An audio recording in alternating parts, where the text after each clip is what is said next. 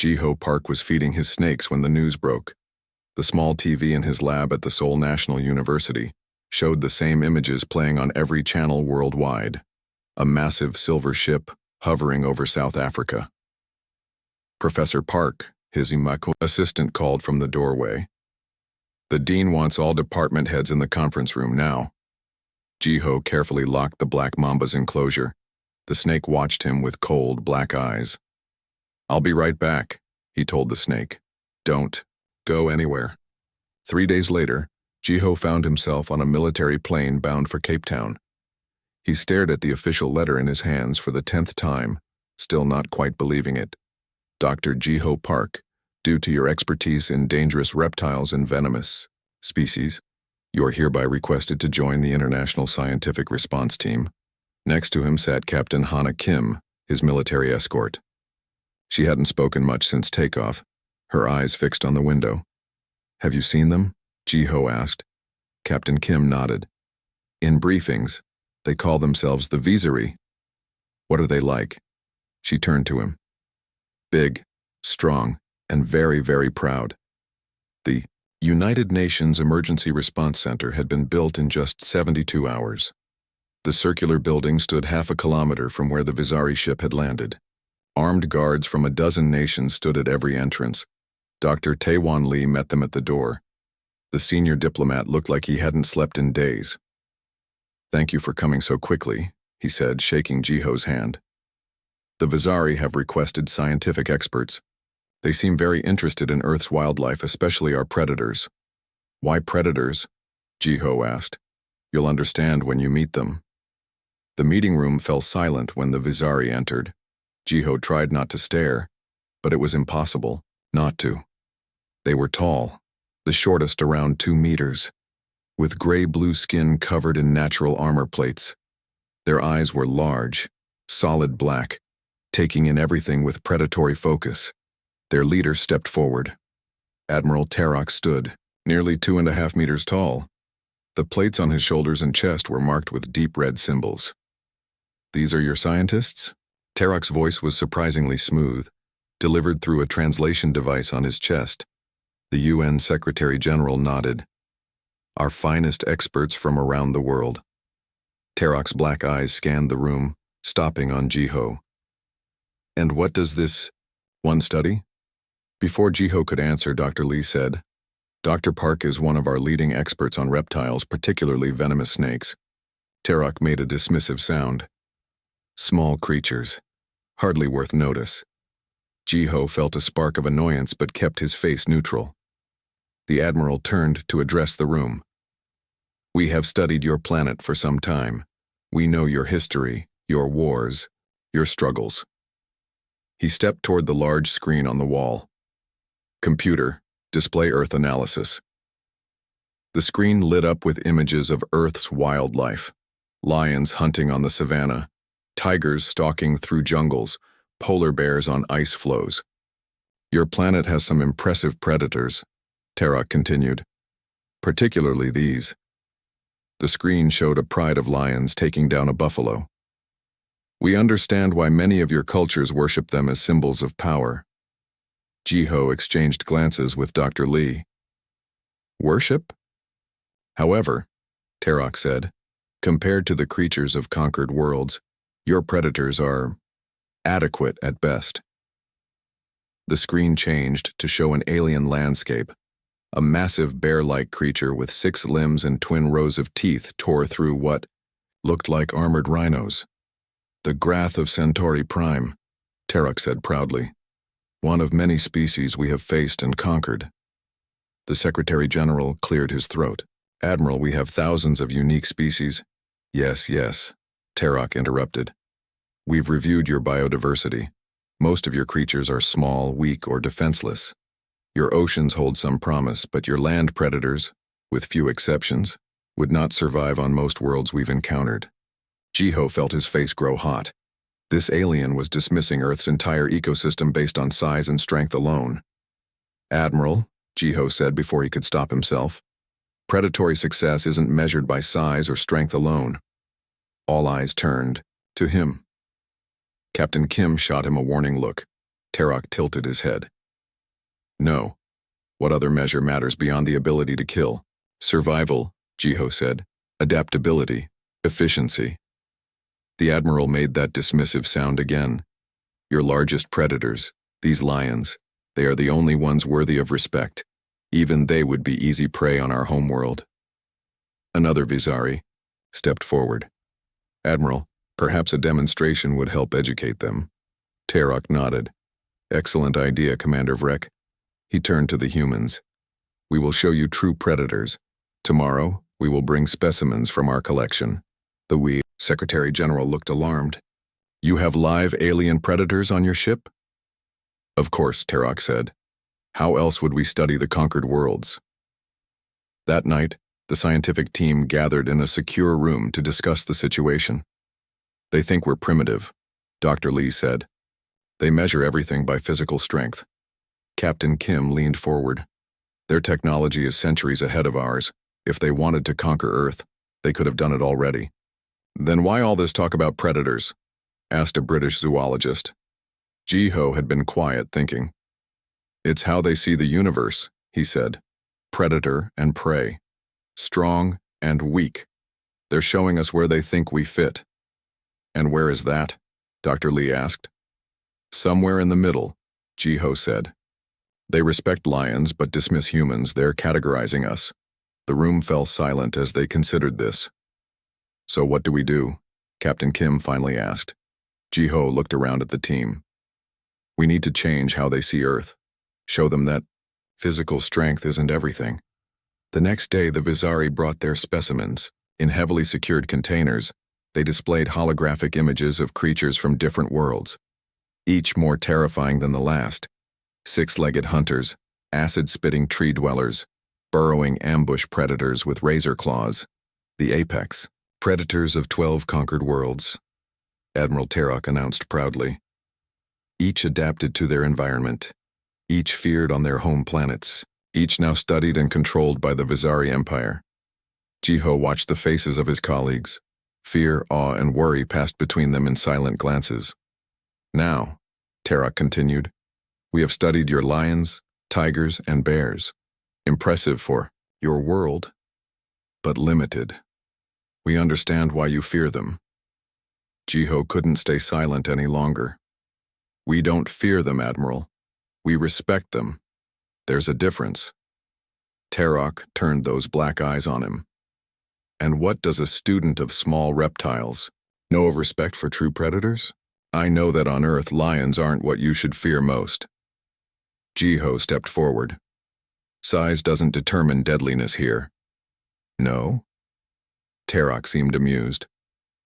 What should we fear then, small human? Jiho looked directly into those alien eyes.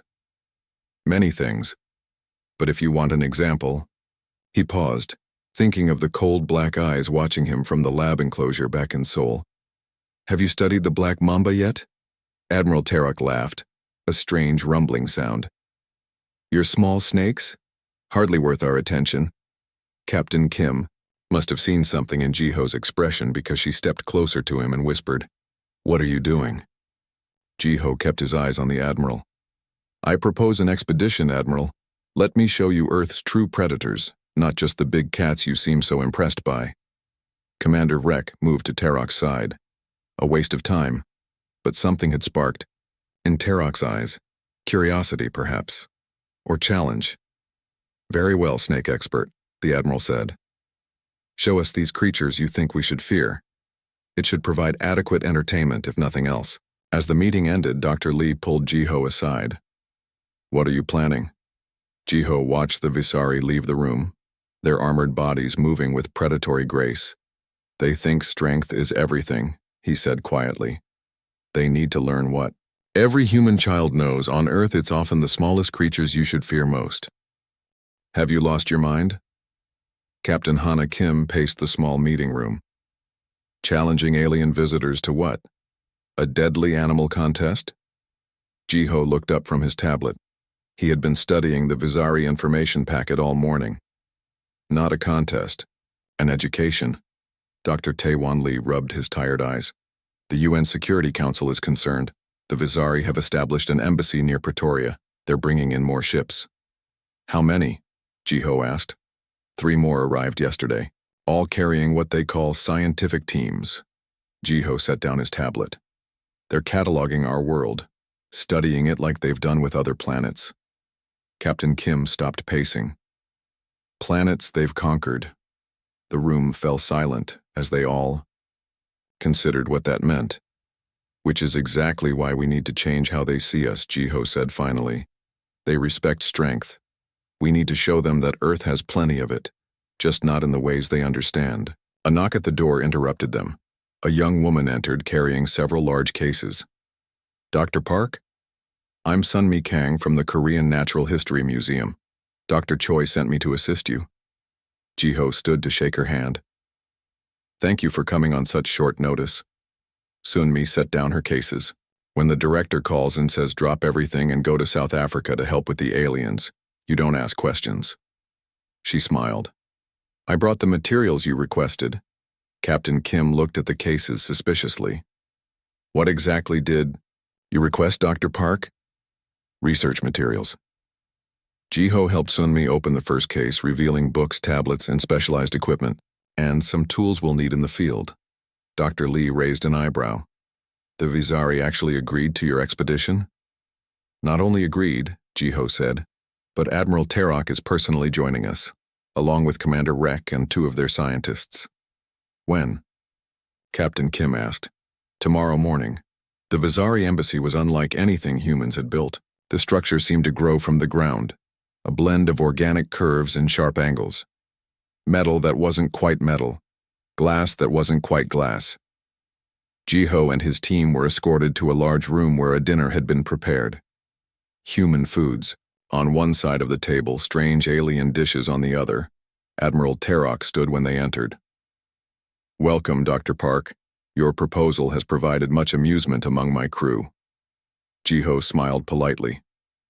I'm glad to entertain you, Admiral. Indeed. Tarok gestured to the table.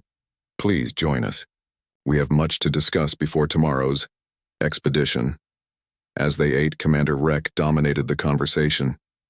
We've reviewed your planet's predator species again, he said, bringing up holographic images above the table. Lions, tigers, bears, wolves, sharks. Primitive but efficient hunters. Thank you, Sunmi said dryly. Rek didn't catch her tone. Yet still far behind the evolution of predators on most worlds we've encountered. A new alien joined the conversation, introduced as lead scientist Mox. We are curious about your interest in small reptiles, Dr. Park.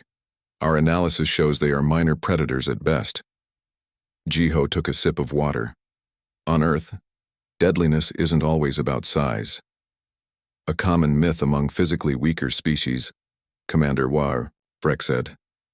You create stories about small dangers to feel better about your limitations. Captain Kim tensed beside Jiho, but he touched her arm gently.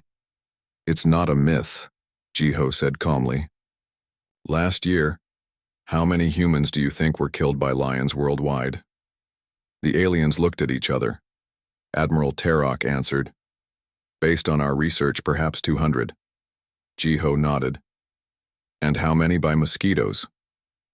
The small flying insects? Scientist Mox asked. Yes. They killed close to 1 million people last year through the diseases they carry.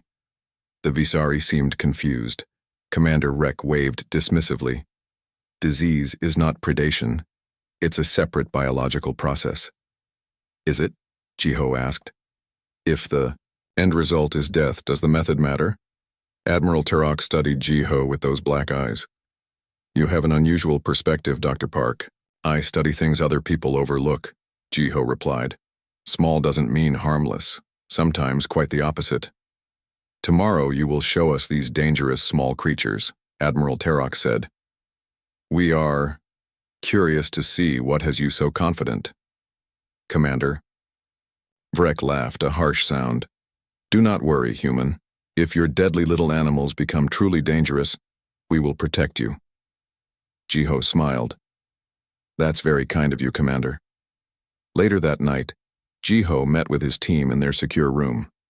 They're still not taking us seriously, Sunmi said, organizing equipment for tomorrow. Dr. Lee looked worried.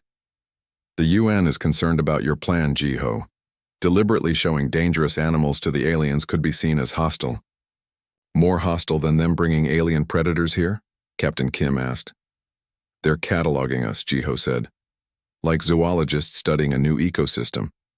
They need to understand that Earth isn't like other planets they've encountered. Dr. Dong Hyun Choi, the director of the Korean Natural History Museum, joined the meeting through video call. His face looked serious on the screen. Jiho, our government is worried. The Visari have requested access to wildlife preserves across Africa and Asia. They're particularly interested in predator populations. They're making a catalog of threats, Jiho said quietly. Standard military procedure. Captain Kim nodded. Identify the biggest dangers first, which is exactly what we need to change. Jiho stood and walked to the map on the wall. Their entire worldview is based on physical dominance. Big defeats small, strong defeats weak. Sunmi looked up from her work. But Earth doesn't work that way. Exactly. Jiho pointed to their planned route. Tomorrow, we show them that sometimes the most dangerous things are the ones you never see coming. The morning came too quickly. 4 vehicles were loaded with equipment and supplies. The expedition team gathered outside the UN facility. The Visari arrived in what looked like floating platforms, silent machines that hovered above the ground. Admiral Terok approached Jiho. Your transportation seems primitive, but reliable, Jiho replied. Better suited for the terrain we'll be covering. Commander Rek inspected the vehicles with obvious disgust. Where exactly are you taking us, Snake Expert? First to see your lions, Jiho said, since you admire them so much. Then deeper into the reserve, where we'll find some of Earth's less obvious predators. Sunmi approached with a case. The tracking equipment is ready, Dr. Park. Jiho nodded. Thank you. He turned back to the Visari. We should get moving if we want to reach the first site by noon. As they loaded into vehicles, Dr. Lee pulled Jiho aside one last time. Be careful, out there. The UN has given authorization for this expedition, but they're very nervous if anything goes wrong. Nothing will go wrong, Jiho assured him. I'm just going to give our visitors a proper education on Earth's wildlife.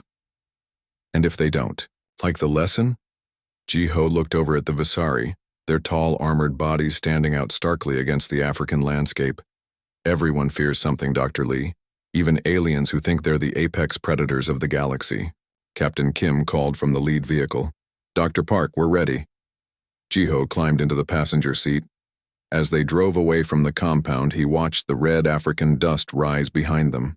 In the distance, the savannah stretched out, beautiful, deadly, and full of surprises, just like Earth itself. The African sun beat down mercilessly as the convoy stopped at the first viewing area. Through powerful binoculars, they watched a pride of lions lounging in the shade of an acacia tree. Nearby, cubs played, tumbling over each other in the dust. Magnificent, Admiral Terok said, watching through a Visari viewing device that hovered in the air before him. They move with purpose. Even their rest seems calculated. Jiho nodded. Lions are impressive predators. They've earned their title as king of beasts. Your king is lazy, Commander Rek observed. The females do all the hunting. Sunmi smiled. That's true. Female lions do about 90% of the hunting for the pride. As they watched, the lions suddenly became alert. In the distance, a herd of zebra had appeared. The females rose as one, their bodies low to the ground as they began to stalk through the tall grass. You're about to see why lions are apex predators, Captain Kim said quietly. The Visari watched intently as the lions executed their hunt with practiced coordination.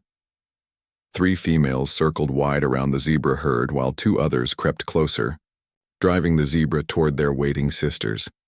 When the attack came, it was swift and brutal. A young zebra, separated from the herd, fell under the weight of 2 lionesses. The kill was quick. Commander Vrek nodded with approval. Efficient. Team hunters, like the Grath of Centauri Prime. Yes, Jiho agreed. But lions face many challenges. They're not always successful hunters. In fact, they fail more often than they succeed. Weakness, Rex said dismissively. Or balance, Jiho countered. No predator on Earth dominates completely. That's what makes our ecosystem stable. Admiral, Terok seemed thoughtful. Show us more. Their next stop was a watering hole. The vehicles parked on a ridge overlooking the muddy pool where animals gathered to drink. Hippos wallowed in the shallow water, their massive bodies half submerged. What are these creatures? Scientist Mox asked, scanning them with a small device. Hippopotamuses, Sunmi explained. Herbivores mostly. Commander Vrek looked unimpressed. Plant eaters? Why show us these? Jiho smiled. Because they kill more humans in Africa than any other large animal. The Visari turned to him with surprise. More than your lions? Admiral Terok asked. Much more, Jiho confirmed. They're extremely territorial and can run faster than humans, on land despite weighing up to 3 tons. Commander Vrek stepped closer to the edge for a better look. They appeared docile. That's what makes them dangerous, Captain Kim warned. People underestimate them. As if on cue, 2 male hippos suddenly rose from the water, their massive jaws opening in a display of aggression toward each other. The sound of their bellowing echoed across the water. Rek jumped back, surprised by the sudden movement. Their teeth can be 50 centimeters long, Sunmi added, and they can bite with enough force to snap a small boat in half. The Visari watched with new respect as the hippos settled their territorial dispute, one retreating to deeper water. Perhaps your Earth has more interesting creatures than we first thought, Admiral Terok conceded. As they continued deeper into the reserve, Jiho directed the convoy to stop near a cluster of rocks. The sun was beginning to set, painting the landscape in gold and red. Why do we stop here? Commander Vrek asked. I see no large animals. Exactly, Jiho said, climbing out of the vehicle. Now we look for small ones. The team set up a small camp while the Visari watched curiously. Sunmi carefully placed specialized cameras around the perimeter. What will these record? Scientist Mox asked. Movement, Sunmi explained. Many predators come out at night. Jiho led the group to a safe viewing area. Using a special light that wouldn't disturb the wildlife, he pointed to small holes in the ground. Watch, he said quietly. After a few minutes, something emerged from one of the holes.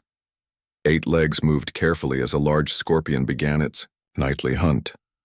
These are common in many Earth regions, Jiho explained. Small, but some species have venom powerful enough to kill a human. Commander Vrek scoffed. You fear these tiny things? We have similar creatures on our homeworld, but they are food for children. Your children eat venomous creatures, Sunmi asked, surprised. Of course, Vrek said proudly.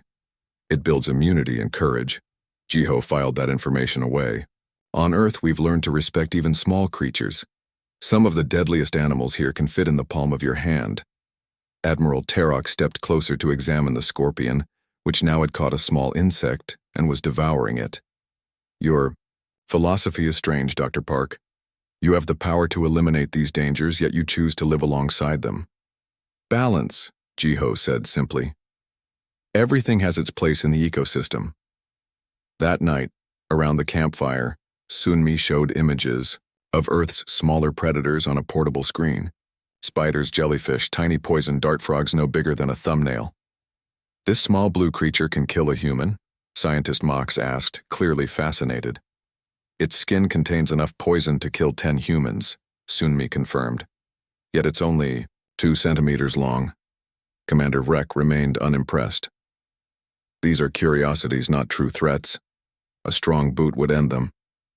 If you see them first, Captain Kim pointed out. Many of Earth's deadliest creatures are masters of camouflage, or live where humans rarely go. Jiho brought up an image of mosquitoes.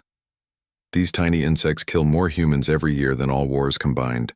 Through the diseases they carry, they've shaped human history more than any large predator. The Visari exchanged glances. Disease is not predation, Commander Vrek insisted again. Isn't it? Jiho challenged. Adaptation is survival. These small creatures have found ways to defeat humans despite our technology and intelligence. Admiral Terok studied Jiho carefully. You admire these killers. I respect them, Jiho corrected. Tomorrow I'll show you why. The next morning they traveled to a river where a group of crocodiles sunned themselves on the banks. Now these, Commander Rex said approvingly, are proper predators. The largest crocodile was nearly 6 meters long, its ancient eyes watching. The vehicles with cold interest. Crocodiles have survived for over 200 million years, Jiho explained. Longer than many dinosaurs, they're living fossils. They've remained unchanged? Admiral Terok asked. Because they're perfect for what they do, Sunmi said. Ambush hunting in water. They don't need to change. They watched as a young antelope approached the water cautiously. In a flash of movement almost too quick to follow, one of the crocodiles lunged from the water. The antelope barely escaped, bounding away in terror. Fast, Commander Rex noted with appreciation. Now imagine. Something faster, Jiho said. Something that doesn't wait by the water but actively hunts you. Your black mamba? Admiral Terok asked. Jiho nodded. We'll find them soon enough. First, I want to show you something else. As the day progressed, they stopped to observe hyenas, jackals, and wild dogs. The Visari were less impressed by these smaller predators. Scavengers, Commander Rex dismissed them, taking the leftovers of real hunters. They're actually very successful hunters, Sunmi argued. Wild dogs have the highest successful hunt rate of any land predator in Africa. Size isn't everything in Earth's ecosystem, Jiho added. Different hunting strategies can be just as effective. As they prepared to move to their next location, Captain Kim approached Jiho privately. The UN is getting nervous, she whispered. They want to know when you're getting to the point of all this. Jiho glanced at the Visari, who were discussing something among themselves. Tomorrow, he promised. We reach the heart of the reserve. Tomorrow. That's where we'll find what I've been looking for. And what exactly is that? Jiho smiled. A lesson in humility, Captain. Something every species needs from time to time. In the distance, storm clouds gathered on the horizon, promising rain by nightfall. The African savanna stretched out before them, hiding its secrets in plain sight, just waiting to be discovered or to discover them. A mist hanging over the landscape. The expedition moved slowly through tall grass, following a narrow dirt path that wound between acacia trees. The air was thick with humidity after the night's rain. Jiho checked his GPS. We're getting close to the area I wanted to show you. Commander Rex looked unimpressed. This part of your reserve looks the same as the rest. That's the point, Sunmi said. The most dangerous places often look ordinary.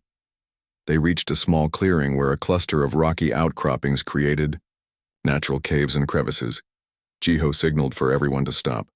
This is it, he said quietly. Admiral Terok surveyed the area. What exactly are we looking for, Dr. Park? Jiho carefully removed equipment from his backpack. This region has one of the highest concentrations of black mambas in Africa. The Visari exchanged glances. Your famous snakes, Commander Rex said, with a hint of mockery. We've been waiting to see these deadly creatures. Captain Kim helped Jiho set up a small presentation area, while Sunmi prepared specialized equipment. Before we try to find one in the wild, Jiho began. Let me explain what we're looking for. He activated a tablet, projecting a large 3D image of a black mamba. The sleek gray-black snake rotated slowly in the air before them. Despite its name, the black mamba isn't actually black on the outside. It's brown to olive-colored. The inside of its mouth is inky black, which it displays when threatened. Commander Rex stepped closer to examine the projection. It appears thin and fragile. It's the longest venomous snake in Africa, Jiho continued. Adults average around 2.5 meters, but can reach over 4 meters long. That's still rather small, Admiral Terok noted. Size isn't what makes the black mamba dangerous, Jiho said. It's speed, venom, and aggression that set it apart. Sunmi added, black mambas can move at speeds up to 20 kilometers per hour. That's faster than most humans can run. Jiho changed the projection to show the snake's skull, focusing on the fangs. Their venom is neurotoxic. It attacks the nervous system and can cause respiratory paralysis. Many creatures have toxic bites, Commander Vrek said dismissively. Without anti-venom, Jiho continued, the mortality rate is nearly 100%. Death can occur within 20 minutes, though the typical time is 2 to 3 hours. This caught the Vizari's attention. How much venom is needed for a lethal dose? Scientist Mox asked, clearly intrigued. Just 10-15 milligrams is enough to kill a human, Jiho answered. And in a single bite, a black mamba can deliver 100-120 milligrams. Enough to kill 12 humans from one bite, Sunmi added. Admiral Terok's expression had grown more serious. And your people encounter these regularly? They prefer to avoid humans, Jiho explained. But when threatened, they don't retreat like most snakes. They stand their ground and will deliver multiple strikes if cornered. Captain Kim, who had been scanning the surrounding area, motioned for Jiho to join her a few meters away. I think there's one near that fallen log, she whispered, pointing to a spot about 15 meters from their position. Jiho took his binoculars and looked carefully. Good eye, Captain. Everyone stay very still, he called softly to the group. We may have spotted one. The Vizari grew alert, their postures suddenly tense. Where? Commander Vrek demanded, his hand moving to a device on his belt. By the fallen log, Jiho said quietly. No sudden movements, please. Sunmi carefully set up a specialized camera with a powerful zoom lens. The image appeared on their tablet screen, showing a slender gray-brown snake basking on a rock partially hidden by the log. Is that it? Admiral Terok asked, sounding slightly disappointed. It looks, ordinary. Many deadly things do, Jiho replied. The snake on the screen suddenly raised its head, alert to some sound or movement they couldn't detect. It's noticed something, Sunmi whispered. They watched as the snake moved with incredible speed, disappearing into the grass. Where did it go? Commander Vrek asked, his voice higher than usual. Hunting, most likely, Jiho said. They can maintain their top speed for long distances. No other snake on Earth is as fast. Admiral Terok turned to Jiho. You've shown us images and told us facts, Dr. Park, but this doesn't prove your claim that these small reptiles are more dangerous than the larger predators we've seen. Jiho nodded. That's fair. Let me show you something else. He reached into his pack and pulled out a sealed, transparent container. Inside was a small vial of clear liquid. This is black mamba venom, he explained. Collected and preserved for scientific study and anti-venom production. The Vizari leaned closer. It looks like water, Commander Vrek said. Many of Earth's deadliest substances do, Jiho replied. This amount could kill 20 humans. Sunmi had set up a small laboratory station with a sealed environment. Jiho carefully placed the container inside and activated the shields. Going to show you what this venom does to blood cells, he explained, preparing a demonstration with a small sample of animal blood cells preserved for scientific purposes. The Vizari watched intently as Jiho conducted the demonstration, showing how quickly the venom destroyed the cells. Fascinating, Scientist Mox murmured. The molecular structure must be extraordinarily complex. It is, Jiho confirmed. Snake venoms are among the most complex biochemical substances on Earth. As Jiho was explaining, a movement in the grass caught Commander Vrek's attention. There, he shouted, pointing. About 10 meters away, a black mamba had emerged from the grass. Its head was raised about half a meter off the ground, its body forming a tense S shape. Nobody move, Jiho warned softly. It's in a defensive posture. Commander, Vrek ignored the warning. With surprising speed, he pulled out a Vizari weapon, a short staff that suddenly extended into a spear-like instrument. I will show you how we deal with small threats, he announced. Commander, no, Jiho shouted. But it was too late. Vrek lunged toward the snake, his weapon extended. What happened next seemed to unfold in slow motion. The black mamba, instead of retreating, struck with lightning speed. Its sleek body launched forward, mouth open to reveal the black interior. Commander Rek, confident in his armor, swung his weapon. But the snake was faster, striking at the unprotected joint behind, his knee where the armor plates didn't fully cover. The commander's triumphant expression turned to shock as he felt the bite. He stumbled backwards, his weapon falling to the ground. What happened? He gasped. Jiho rushed to his side. You've been bitten. Sunmi, the anti-venom kit. Now. Captain Kim helped lower the commander to the ground, while Admiral Terok watched in stunned silence. Impossible, Terok muttered. Your armor has gaps, Jiho explained, quickly examining the bite site. The snake found one. Sunmi arrived with the medical kit. Jiho worked quickly, administering the anti-venom. Will he survive? Admiral Terok asked, his voice now lacking its usual confidence. Yes, if the anti-venom works on his physiology, Jiho said. We need to get him back to the medical facility immediately. As they carefully loaded the trembling commander into the vehicle, Admiral Terok watched with new respect and fear in his black eyes. These creatures, he said quietly to Jiho. They could kill even Visari warriors, Jiho nodded. Any creature on Earth with the right adaptation can be deadly, Admiral. That's the lesson I wanted to show you. As they sped back toward the base, Commander Rek's breathing became labored. The venom works quickly, Jiho explained, monitoring the commander's vital signs. It attacks the nervous system first. Admiral Terok stared out the window at the passing landscape, seeing the African savanna with new eyes. Your planet, he said finally, is more dangerous than we thought. Yes, Jiho agreed, but not because of lions. Commander Vrek lay in the medical bay of the Visari embassy, breathing steadily but still weak. 3 days had passed since the Black Mamba bite. The Visari medical team worked alongside human doctors, studying the interaction between the snake, venom, and Visari biology. Jiho stood at the observation window watching the medical team's work. You saved his life, Admiral Terok said, approaching from behind. Jiho turned. The antivenom did. I'm just glad it worked on his physiology. Our bodies process toxins differently than humans, Terok explained. But the basic nervous system functions are similar enough.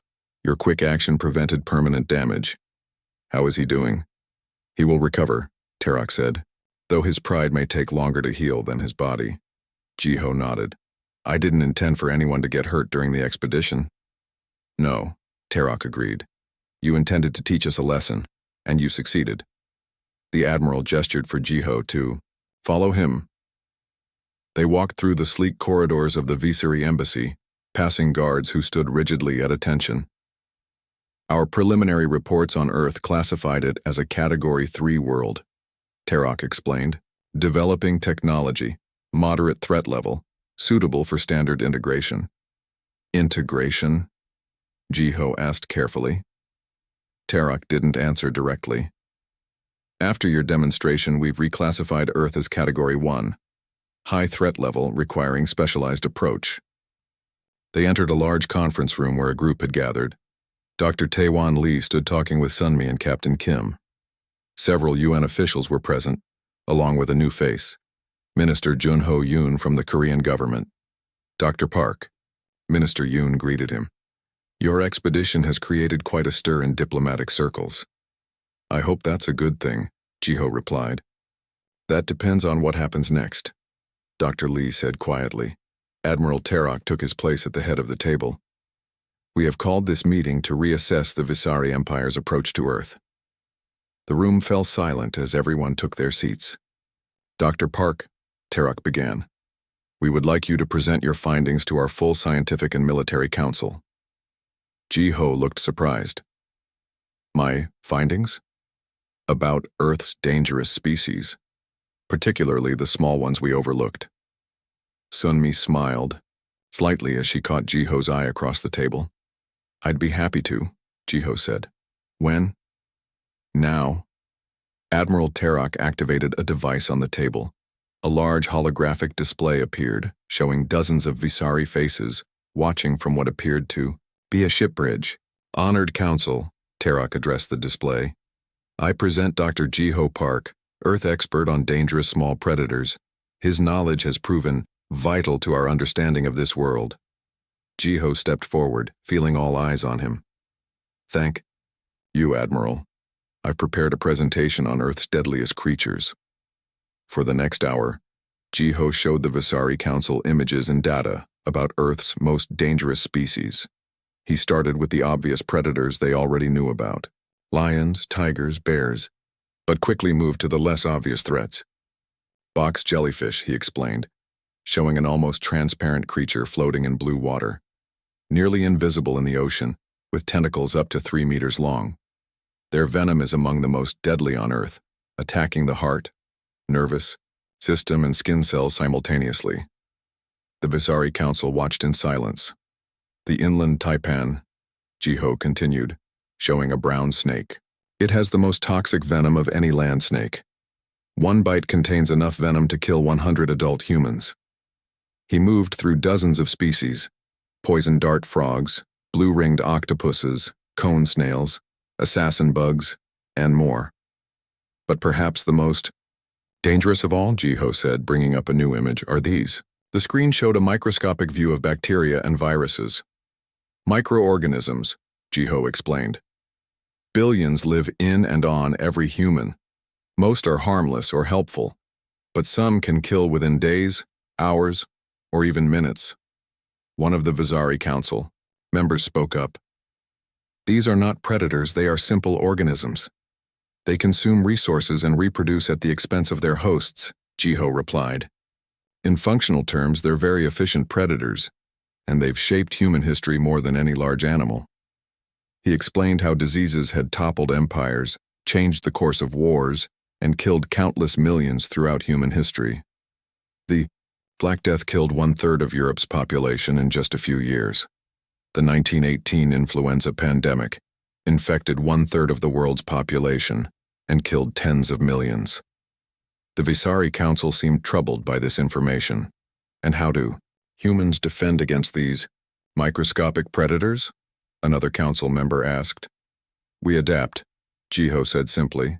We develop medicines, vaccines, improved hygiene. We study the enemy and find its weaknesses. Admiral Tarak stepped forward. What Dr. Park has demonstrated is that Earth's true danger isn't in its large predators, which we cataloged extensively, but in its small ones, which we overlooked. The lead council member nodded slowly. This changes our assessment considerably. After the presentation concluded, Minister Yoon approached Jiho. That was remarkable work, Dr. Park. The President has asked me to personally thank you for your diplomatic contribution. I was just teaching a biology lesson, Jiho said with a modest smile. A lesson that may have saved Earth from becoming another integrated world in the Visari Empire, Captain Kim added quietly. Lieutenant Yuna Kim, a military strategist who had been quietly observing, joined their conversation. The Visari have visited 27 worlds before Earth. 17 of those are now under their direct control. And the others? Jiho asked. Alliance partnerships, Lieutenant Kim said, which is what they're now proposing to us. Admiral Tarak returned to their group. Your council is still deliberating, but I have been authorized to open formal diplomatic relations with Earth as an equal partner, not a subject world. Minister Yoon bowed slightly. We are pleased to hear this, Admiral. There is something else, Tarak added, looking at Jiho. We would like to establish a scientific exchange program. Our biologists have much to learn from Earth's evolutionary patterns. I think that could be arranged, Dr. Lee said. Specifically, Tarak continued, we request Dr. Park's assistance in developing new protective measures for our exploration teams. Jiho raised his eyebrows. You want me to help design safety protocols? Yes, Tarak said seriously. Your knowledge of Earth's hidden dangers would be invaluable, and in exchange we offer access to our biological database of other worlds. Sunmi couldn't contain her excitement. Access to alien biology data? That would be extraordinary, 1 month later, Jiho stood in his lab in Seoul, examining the new, protective gear that had been developed through the Visari Earth Cooperation Program. The flexible material was designed to resist punctures from fangs and stingers while allowing full range of motion. "It's remarkable," Dr. Dong-hyun Choi said, testing the material's flexibility. "And you say they've already adapted it for their entire exploration fleet?" Jiho nodded. "The Visari learn quickly when their survival is at stake." Sunmi entered the lab carrying a secure tablet. The first data package from the Visari biological database just arrived. "Wait until you see the venomous species from Proxima Centauri." Captain Kim, who had been assigned as permanent liaison to the Visari embassy, smiled from the doorway. Who would have thought that a snake expert would end up being Earth's most important diplomat? "Not just any snake," Jiho corrected. "A black Mamba expert." Outside his lab window, he could see one of the Visari ships hovering over Seoul. It no longer seemed threatening, but instead like a symbol of an unexpected partnership. On his desk sat a small terrarium where a young black Mamba rested on a branch. The snake watched him with those same cold black eyes that had first inspired his strategy. "You know," Jiho said to the snake, "the Visari have a saying now that's spreading through their fleet. When exploring new worlds, they tell each other, 'Remember the Mamba.'" He smiled as the snake flicked its tongue, tasting the air. "It means, never judge a world by its largest predators," Jiho explained. "The true dangers might be the ones you never see coming." The black Mamba seemed to consider this wisdom, then slid silently into the cover of its artificial habitat, deadly, respected and now famous across the stars. The end.